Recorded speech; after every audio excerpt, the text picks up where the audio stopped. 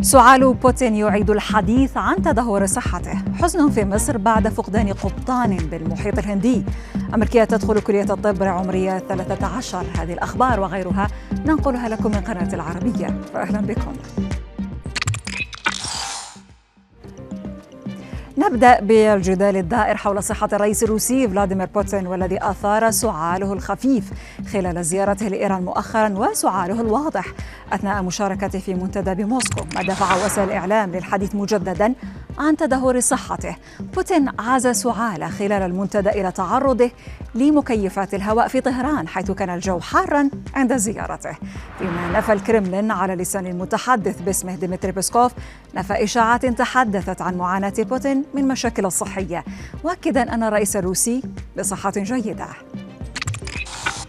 ونبقى مع صحة الرؤساء التي أشغلت كثيرين على مواقع التواصل خلال الساعات الماضية، خصوصا عندما تحدث الرئيس الأمريكي جو بايدن حول إصابته بالسرطان خلال كلمة له عن الاحتباس الحراري.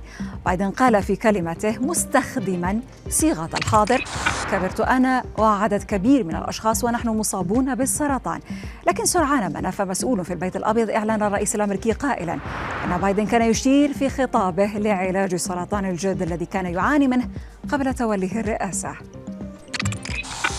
وإلى مصر هذه المرة، حيث أثر الإعلان عن فقدان القبطان سامح سيد بغرق سفينة تجارية كان يعمل على متنها، أثر حزنا واسعا في محافظة الفيوم، مسقط رأس الأكاديمية البحرية الأردنية التي تخرج منها سامح مؤخرا أوضحت في بيان أنها أخلت السفينة بالكامل بعد غرقها في المحيط الهندي، والتي كانت متوجهة إلى ليبيا منذ أسبوع، موضحة أن 2 من طاقمها أحدهم سامح سيد غير معلوم مكانهما أو محدد مصيرهما حتى هذه اللحظة، فيما أعلنت وزارة الهجرة المصرية أنها تتابع مع الأردن عمليات البحث عن الشاب وموافاتها بتقرير عاجل عن ملابسات الحادثة.